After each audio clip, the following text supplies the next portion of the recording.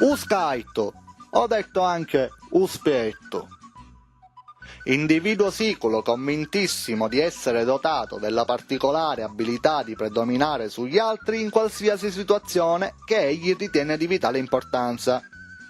Come per esempio sorsare per ore davanti ai buffet per saccheggiarli prima di chiunque altro, posteggiare il proprio mezzo di locomozione, in particolare quelli che si avvicinano di più alle dimensioni di un tir, nei punti in cui il piano urbanistico ha previsto il segnale di triangolo con il teschio, saltare la fila del cinema anche se è composta da 3 soli individui.